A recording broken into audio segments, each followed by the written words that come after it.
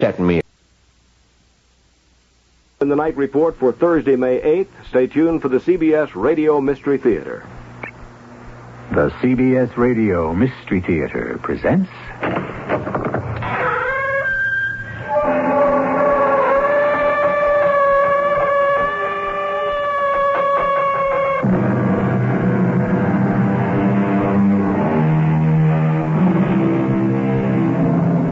Come in. Welcome. I'm E.G. Marshall. Everything has become more, I suppose we could say, vulgar these days, especially warfare. Today we fight with such complex scientific weaponry, whereas not too long ago, arms had a personality of their very own. They were beautifully made, skillfully decorated, and were designed to be used by gentlemen. But it's all part of the price we pay for progress. Doc, I refuse to believe that Alexandra killed him. But she admits she did it, Sheriff. I don't care what she says, or what anybody else says. People cannot act against their basic nature. Oh, is that a fact? For Alexandra, even to reach for a gun is completely alien to the way she's made. You're a great believer in basic nature, Sheriff. Absolutely. Tell me, and don't answer too fast. How do you really know what your basic nature is?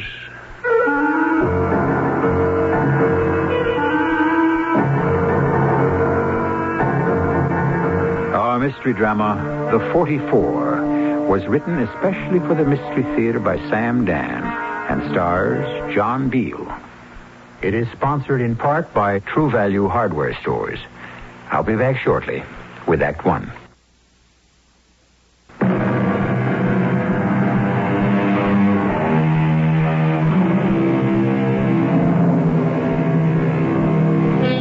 Much has been written concerning the flowering of New England.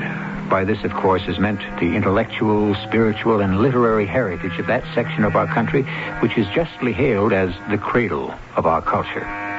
But New England was also the birthplace of our factories and forges. Indeed, at one time, she was the gunsmith to our nation. Back in 1851, in his Hartford armory, a gunsmith named Samuel Colt started to manufacture a very popular revolver. It came in caliber 36 for the Navy and caliber 44 for the Army. And one of these has survived to become the centerpiece of our story. Sheriff Scobie speaking. Sheriff? Yes? This is Alexandra Edison. Oh. Yes, Alexandra? I dislike to disturb you at home, especially on the Sabbath. Oh, that's all right. I did call your office, but there was no answer. I don't mind, Alexandra. Now, how can I help you? Help me.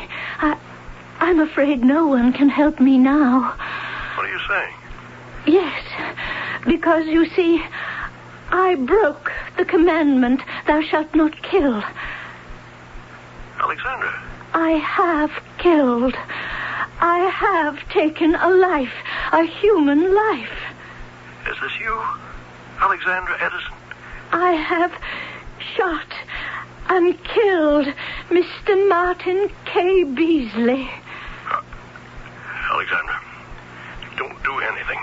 Don't touch anything. I'll be right there.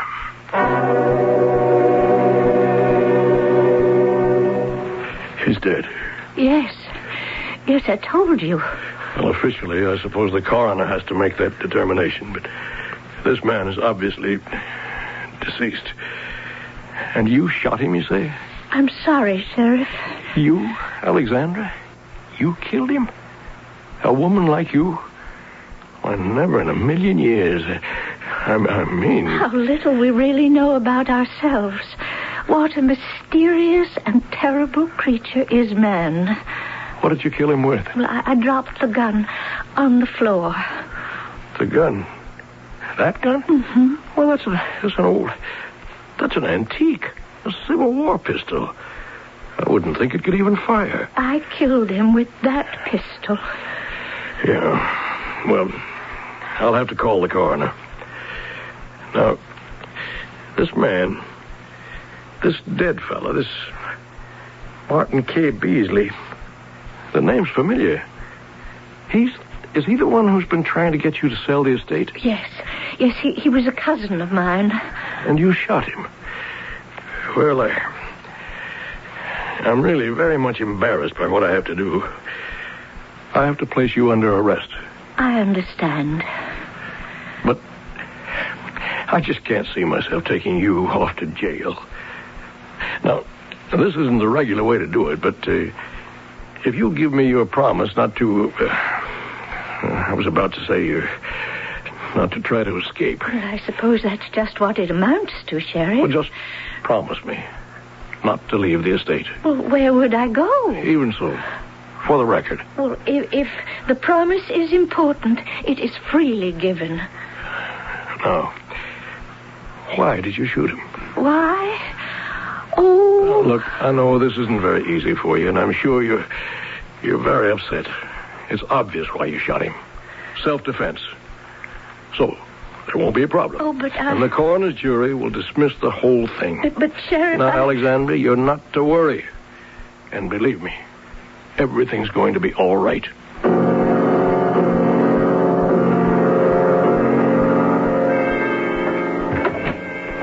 Sheriff Scobie? Yes, sir? My name is Hawkins, Everett Hawkins. Glad to meet you, Mr. Hawkins. Well, I don't think you will be when I tell you who I am and why I'm here. Proceed, Mr. Hawkins. To begin with, I'm a member of the law firm of Hawkins and Beasley. The late Martin K. Beasley was my partner. Yes, sir? I've come here to see that justice is done. Well, sir, nobody should object to justice. The thing is crystal clear. That mad woman shot him. I beg your pardon, sir? Come, Sheriff, it's a matter of record. That Miss Alexandra Edison is not sane. And where is this particular record kept? Oh, I see. I see what's going on here. A little conspiracy. All the hometown folks closing ranks around poor Alexandra Edison to protect her from the rapacious city slickers. Can you document that charge, Mr. Hawkins? The woman has confessed to murder. Why isn't she in custody? Why put her in jail? She's not going anywhere. Why subject her to needless embarrassment? That woman belongs in jail, and I demand that she be placed there at once. You demand? Believe me, no one wants to do Miss Edison any harm. Poor woman, poor, frustrated, unbalanced woman. Why hold her responsible for an act over which she had no control? Where are you headed, Mr. Hawkins? I shall suggest to the prosecutor that the state accept a plea of not guilty by reason of insanity. They'll put her in a sanitarium. She'll receive the best psychiatric care. And naturally, if she's declared incompetent, she won't be able to manage her affairs, huh? Naturally. She only had one relation, Mr. Beasley. Now that he's dead, his wife, Mrs. Beasley, is the heiress, and she should be appointed executrix of the estate. Poor Mrs. Beasley, she's in a state of shock. I'm sure she'll recover. You're a very cynical person, Sheriff. She's here in town. She came down last week with her husband to see if she could help him talk sense to poor Alexandra Edison. I'm sorry, Alexandra. I didn't want to put you in here. It's no disgrace to be in prison. I think of Thoreau and so many other good people. Alex, I want to talk to you about this Beasley fella. I understand he'd been after you to sell your land. And I refused. He threatened me. With bodily harm? Worse. He said he would have me committed to an insane asylum. And that's why you shot him? Well, I didn't mean to shoot him. I ordered him out of my house. He laughed at me, and it is my fault. I lost my temper, something I never did before. I saw that old pistol lying on the mantel, and I picked it up, and I said, "Get out." And he laughed again, and suddenly the gun went off. Just like that? One moment, I was standing there, pointing the pistol at him, and then it suddenly became alive. An angry thing in my hand. There was an explosion, a flash of fire, and black smoke. Then it was an accident. Oh, yes. Yes. But the fact is, you did pick up that pistol. Yes. Yes, I suppose it could be considered an irrational act. Look, don't you be the one to say that. But the very fact that one reaches for a firearm indicates a certain lack of balance. Please, Alexandra, it's going to be tough enough. Just insist that you fired in self-defense. I'm sorry to be bothering you at a time like this, Mrs. Beasley. It's all right, Sheriff. You came down here with your husband last week? Yes. I understand to help him persuade Miss Edison to do something with the land, the estate. Poor woman. Poor unfortunate woman. I bear her no malice whatever. I'm sure she isn't responsible. May I ask why your late husband wanted her to develop the place? You see, Martin was a member of a prestigious law firm, but we weren't rich. Of course, we would inherit the Edison estate one day, but we might have to wait all our lives. Oh, please, don't make Martin out a villain. No. And this land conservation, it was just a conceit on her part. Martin felt she could have let him have some of the property while he'd be young enough to enjoy it. What would be the harm? She claims he threatened to have her declared incompetent. Well, the fact of the matter, she is incompetent. Mrs. Beasley, I've known the woman all my life, and I wouldn't say... She's incompetent to manage her estate. You've met Miss Edison, haven't you? Yes, a week ago, when we came to town. I was with Martin, and we called on her. It was a very frustrating interview, and so when Martin went back again on Sunday, I told him he could go by himself. I wasn't having any more of Miss Edison. Oh, if I'd only known. Yes. Well, I'm sorry to have troubled you. Are they going to hold the inquest? Yes, just as soon as the ballistics laboratory verifies the murder weapon. Oh, why does it have to be verified? Everyone knows how he was murdered and with what. Why do we have this red tape? I can appreciate how you feel, Mrs. Beasley, but that's what the law is all about. Red tape. It's what holds our society together.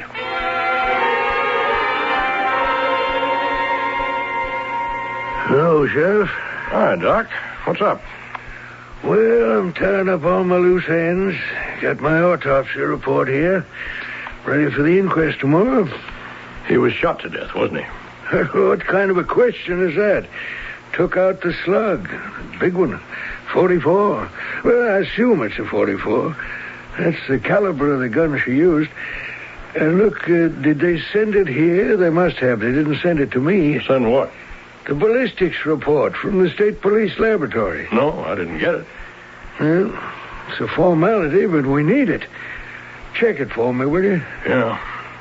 I guess she's in for it. Well, it looks that way. Unless we can prove it was self-defense or an accident. Well, that's going to be tough. Why? Well, you've got this out-of-town lawyer, this Hawkins, raising a rumpus. He's got old Lister, the state's attorney, running scared, I tell you. And I tell you another thing. He's out to get that insanity verdict. Well, that's going to be very hard to do in this town. You really think so? Poor Alexandra.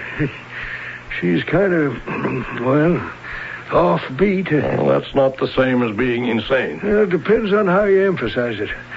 There are folks here who think the growth and development would be a good idea. Bring in business, raise land values.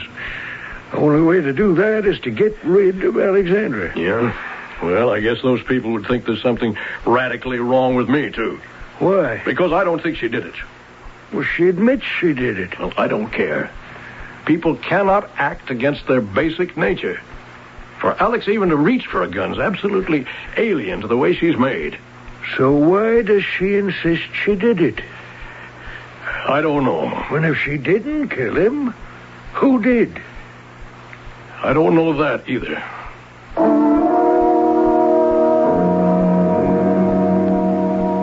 Our basic nature.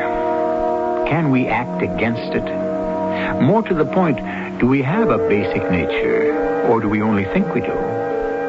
How do you account for those people who lead quiet, orderly lives year in, year out, and then suddenly explode into violence and anarchy?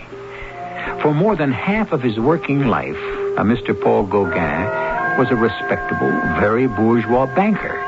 Suddenly, he chucked it all and ran off to the South Seas to paint. What was his basic nature? I'll continue with Act 2 shortly.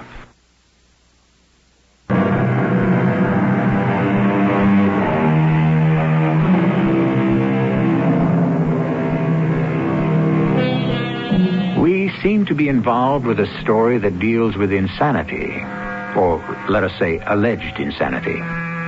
It is an altogether fitting theme for our series, since insanity is basically one of the great mysteries of mankind. In the first place, what is it? In the second place, who says so? Like everything else, therefore, insanity is relative, and that's where all the problems lie. You say you're convinced Alexandra Edison did not kill this Beasley fella, Sheriff? Yes, Doc. Even though she confesses she did it? I don't care what she says. Test 1, 2. Test 1, I'm 2, going to 3. ask you a question. Do you say this because you're in love with Alex? What kind of a question is that? Legitimate question.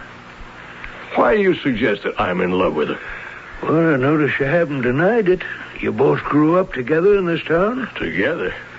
Listen, we may have shared the air and the water, but together... Hey, you still don't deny it. Oh, she was the golden-haired little princess who lived up on the hill in the mansion with the rich folks. Me, my old man was a town drunk. Well, let's just say he was a fellow with a problem. Thank you, Doc. Well, I was going to go away, get to college somehow, make something of myself, come back as a somebody, and then... But she got sick, and I just couldn't leave. So I stayed and did the best I could. Mm-hmm. Did you ever talk to her about it? No. Well, for all you know, then, she may have been secretly in love with you all these years, too. She never really got over that illness, either. It made her kind of withdrawn, you know? But nobody can say she's crazy. Nobody.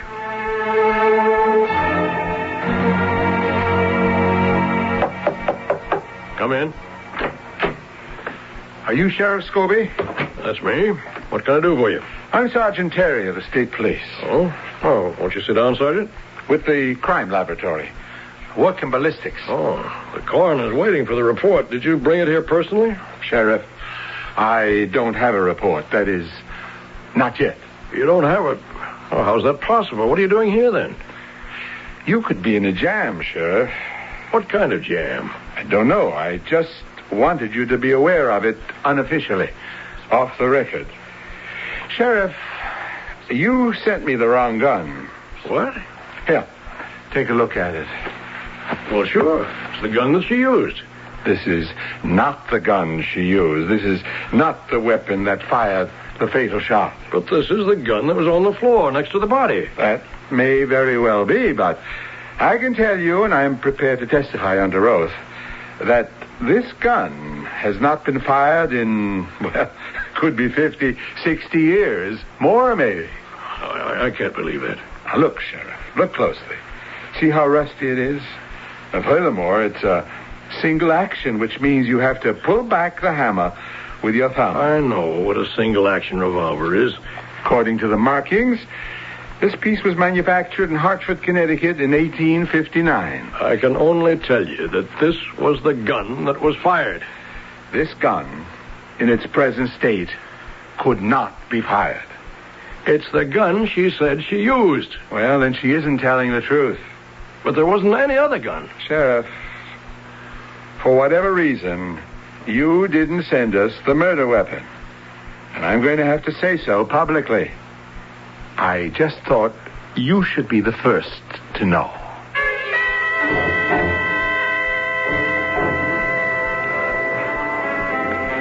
Hi, Sheriff. Hello, Martha. Oh, you don't look so hot.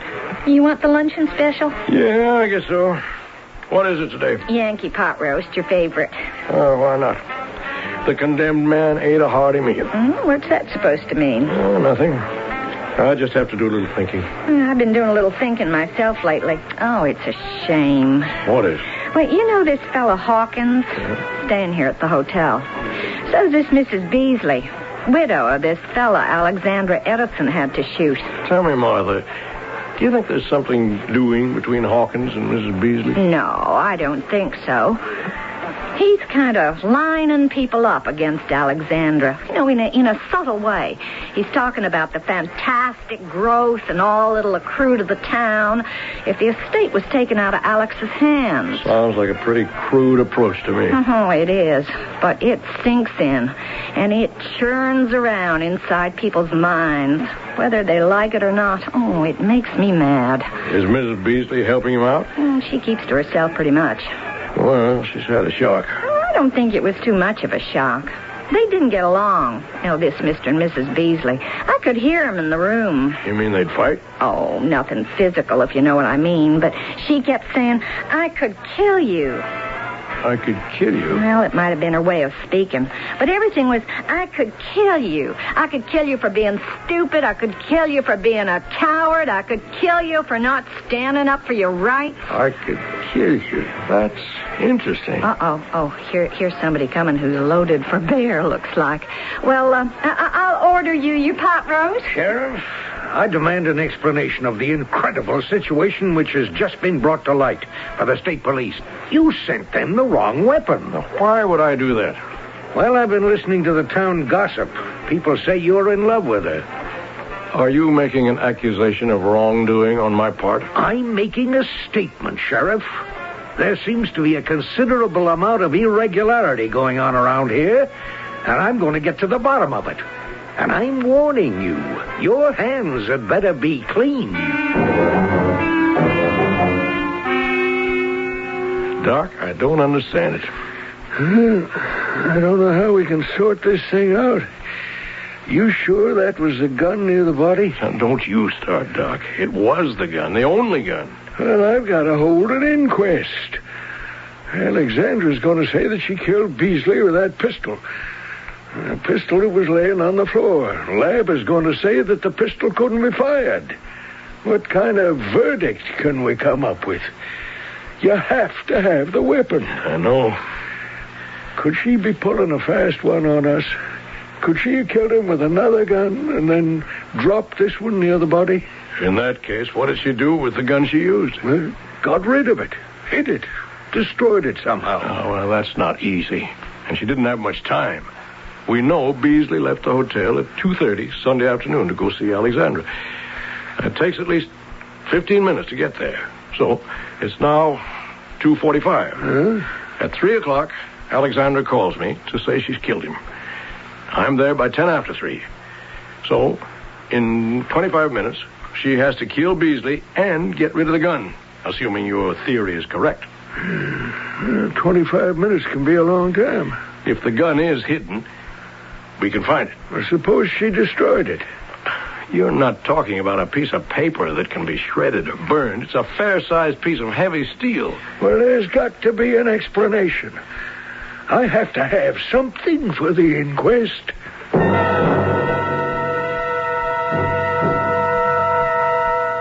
Alexandra, do you want to help me out of an awkward situation? Certainly. I have this problem. And it's really because of you. Me? You phoned me Sunday afternoon, told me you'd killed a fella. I arrive here and I see this Beasley lying dead on the floor. Yes. I ask, why did you kill him? You answer, self-defense. Well, it's true. I ask, what did you kill him with? You answer, the gun, lying there next to the body. Yes. I dropped it. No. I threw it to the ground immediately, like some unclean, defiled thing. Well, then, here's my problem. Alexandra, you didn't fire that gun. Oh, but Nobody has fired that gun in years. It's doubtful if it can even be fired at all. Who killed Beasley? I did. Where is the gun you used? Well, you took it from me the other day. That's not the gun. Please, Alex, tell me. I'll have to search the house, the grounds. Why don't you save me the trouble? Is it possible someone else killed him? Well, how could someone else have killed him? You tell me. All right. This could be a fantastic explanation, but it's no more far-fetched than the gun. Suppose someone else had a motive, and that someone else followed him here. He or she could have watched the two of you through the French doors on the patio. He or she could have seen you become angry, reach for the antique revolver, pointed at Beasley, and at that moment could have fired at Beasley, who then fell down dead. In the excitement, you actually might have thought that you fired the shot. Who would believe that? Think. Please, think, Alex. It's an old gun. It's heavy. It fires a very explosive charge. You would have felt it. You would have felt a shock in your hand and a tingling in your arm. Do you remember that kind of reaction?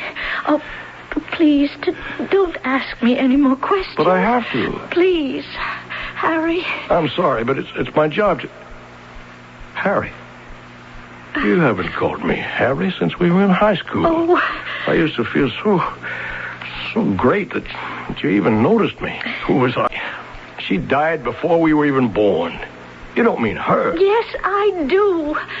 She killed Martin Beasley. But that's impossible. Oh, Harry, you promised me I could trust you, and now you refuse to believe me. I'm sorry, Alex. Just go ahead and tell me. How did your dead Aunt Emma kill Martin Beasley?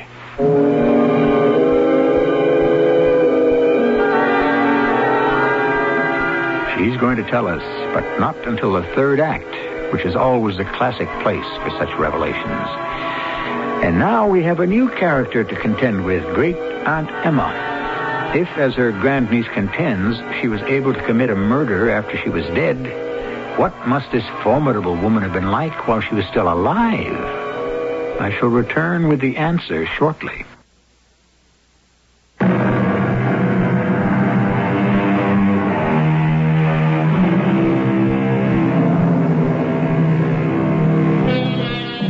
Dead men, they say, tell no tales. But of course, that may depend on your point of view. Dead men and dead women can be endowed with all sorts of powers, if only we were equipped to recognize them. We're about to make the acquaintance of a dead lady named Emma Edison. How could your great Aunt Emma have killed Martin Beasley? Well, it's so hard to explain. Please, Alex, try. Well, it hasn't been easy for me these past years. I know. No, I don't think anyone knows. It all has to do somehow with money. I don't know anything about money. Money was always a piece of paper. The mail would bring me a piece of paper that said now I had twice as much money as I did before. And then another piece of paper would come to inform me that now I had 3 times as much money. Pieces of paper. That's all they ever were to me. Is it clear to you what I'm saying, Harry? Yes, it's clear, Alex. Your great Aunt Emma? Martin Beasley would come to see me, and he would insist that I turn it all over to the developers, that we increase the value of the land. He kept saying he would protect his interests, and even mine. He tried to convince me that I would soon lose everything. And he threatened you? He told me they could have me declared incompetent. I was terrified. One day, I looked at the portrait of Great Aunt Emma above the mantel, and I said to it, You are so different. You would know what to do. And the most fantastic thing happened. There was a voice. You bet your sweet life I'd know what to do, little girlie. I couldn't believe it. I stared, and I just gaped at her, and I said, Who are you? Who do I look like? Well, you look like the great lady in the portrait. You can't be talking to me. Why not? Well, this is my imagination. Well, your great Uncle Billy. He come out of the Union Army with a rubber bullet in his leg, the ragged clothes on his back, and an old cap and ball 44 revolver on his hip. he drifted north of the Rio, and he saw this land we're standing on now, and he took it. Took it? Yes, honey, took it. With the Colt 44. And it's our land. It's Edison land. Don't you ever forget it. But they want to take it from me. Who? That Beasley varmint? I'm afraid. An Edison woman afraid? Huh. Look what's on the mantelpiece. I don't see anything. You think it's an antique. You think it's just a forgotten family heirloom. Well, it's Wild Billy's cap and ball 44. Now, the next time that Beasley varmint dares to set foot in here, you pick up the 44. Oh, no. And you say, I have the right to protect myself against intruders. Well, how could I say that? If he refuses to leave, shoot him down. But you just can't shoot people down. Do you believe what I'm telling you, Harry? Cousin Beasley came back. It was more than a week ago, and his wife was with him, and I noticed that she looked at the gun. Yes? That's all. Cousin Beasley was telling me to do what he wanted, and she just kept looking at the gun. She asked me what caliber gun it was, and I said it was a 44. And what did she say? Nothing. And what happened? Nothing. He said he would give me till Sunday to think things over. And he came back on Sunday? Yes. At about 2:45, he was angry, abusive, and threatening. I was very frightened. And then I became aware of Aunt Emma standing beside me. You became aware of Aunt Emma standing beside you? Was Mr. Beasley also aware of her? No, because he just kept shouting at me. And Aunt Emma kept saying to me, order him out. And I kept saying, I'm frightened. Pick up the 44. Go ahead. And I did. I said, get out. Shoot him. Shoot him. And I kept saying, I can't. And she... Yes? She took the pistol out of my hands, pointed it at Cousin Beasley, and she fired. I closed my eyes. I may have blacked out for a moment. When I opened my eyes, Emma was gone, and my Cousin Beasley was lying on the floor. He was dead. The pistol was lying there next to him. I see. Do you really see, Harry? Yes. But why did you insist then that you killed him? Because if I had told anyone else what really happened, they would have said I was crazy. They would take my land away. Please, don't tell that story to anyone else. But it's true. That might make it even worse.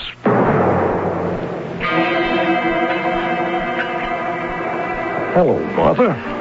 Oh, you look like a person with a problem. Oh, Sheriff, I can't get enough help to clean the rooms properly. I see Mrs. Beasley's in the dining room, along with Mr. Hawkins. They just sat down to eat. Which means they'll be here at least an hour. More likely 20 minutes. They're not folks who know how to relax over food. Even 20 minutes should be enough. For what? For me to search her room. Oh. Any objections? Oh, no. No, none at all. What are you looking for? A gun. A gun? Yeah. Are you saying she killed her own husband? Well, according to what you told me, she'd have liked to have killed him. Yeah, but twixt the wish and the deed, there's a gun. Go through those drawers, and I'll look through the closets. There's not a sign of a gun of any kind. I guess it isn't here. Hey, well, what are you looking in the wastebasket for? Well, you never know. Oh, she certainly wouldn't have thrown a gun into the wastebasket, would she? No. But she did throw something else in here. What is it? You complain about how it's hard to get your maids to do a thorough job. Well, I certainly do. Miss Beasley, Mr. Hawkins, mind if I join you? Oh, sit down, Sheriff. I think it's time we arrived at an understanding. I agree. What is holding things up here? What are you people trying to pull? When is that coroner going to hold his inquest? I believe he could hold it this afternoon. Well, why doesn't he? He's hoping something might turn up. Something like what? Something definite. Otherwise, he'll have to have a verdict to the effect that Mr. Beasley's death was caused by a person or persons unknown. But Mr. Beasley was killed by Miss Edison. Who says so? She says so. Well, she may have been nervous, overwrought. But everybody knows she killed him with that antique pistol. If you contend that she killed him with that .44, then we have the testimony of expert witness Sergeant Terry of the State Police that the gun in question could not have been fired. Well, it doesn't matter. I don't care if she killed him or not. Her conduct is sufficient evidence that she is not competent. Which is really what you're after. You want Mrs. Beasley here to succeed to control of the estate. And I don't think there's too much you can do about it. If you're willing to grant that Miss Edison did not kill Mr. Beasley, then we open up a fascinating line of inquiry.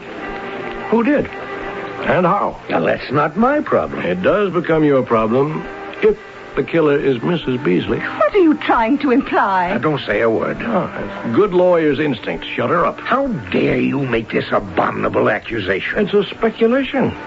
Let us suppose that Mrs. Beasley follows her husband to the Edison house on Sunday, watches the activity through the patio door. Sheriff, I'll have you know. And she sees a frightened, angry Alexandra threaten Beasley with that antique revolver.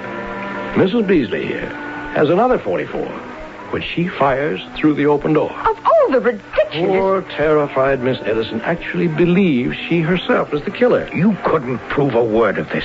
All you have is speculation. Well, I never said it was anything else. Then we don't have to listen to it. You don't have a shred of evidence. Well, I do have a shred of something. It's a piece of paper. A receipt from a hardware store in Calvin's Corners, which is some 20 miles from here. A receipt for the purchase of one box of .44 caliber cartridges. Why did you buy a box of .44 caliber cartridges, Mrs. Beasley? Jeanette, don't say a word. Oh, what's the use?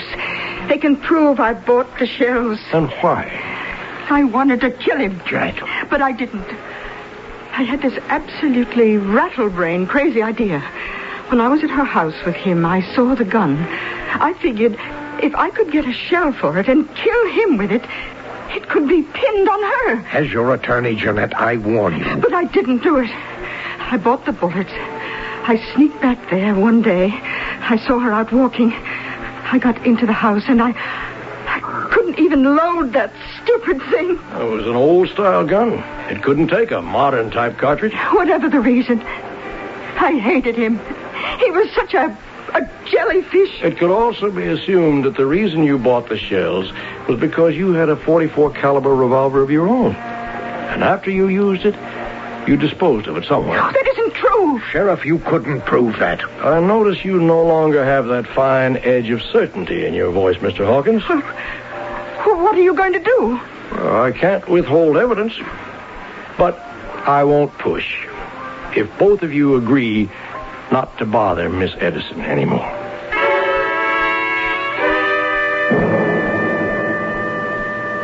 But all you're doing is making the thing more complicated than ever. I'm sorry, Doc. If Alexandra killed him, how could she have fired the gun? If Mrs. Beasley killed him, where's the gun she used? And there still may be one more possibility. There could be someone who ain't telling all he knows. Who? You. Me? What more could I possibly know? You're head over heels in love with her, and maybe now there's a chance for you. So you decided to save her. How could I do that? There was another gun, a gun that worked. She killed him with it. You were first on the scene, so you put that gun in your pocket, and you threw that old antique pistol on the floor. You can't believe that, Doc. Oh, I could. But I could never prove it. I got maybe half a ton of suspicions, but I don't have one single ounce of proof. Nor am I likely to find any. So, as coroner, what's going to happen, Doc? You're probably going to get married to Alexandra Edison. I mean, what's going to happen as far as the murder of Martin K. Beasley is concerned? I don't know. Maybe nothing will ever happen. After all, not every murder that's committed gets solved, does it?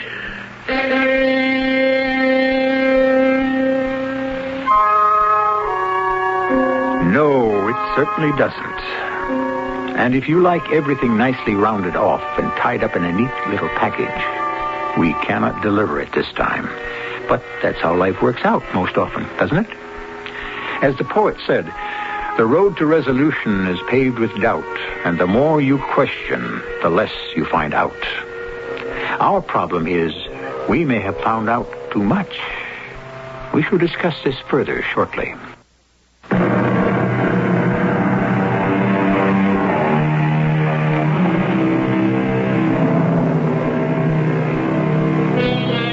It has been said that nothing changes more constantly than the past. For the past that influences our lives may not consist of what actually happened, but of what we believe did happen.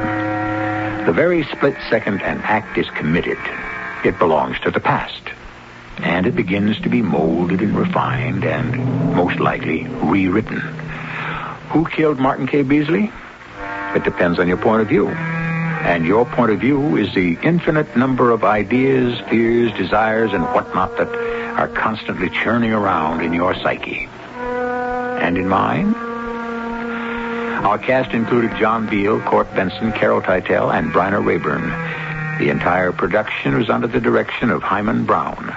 This is E.G. Marshall inviting you to return to our Mystery Theater for another adventure in the macabre. Until next time, pleasant dreams.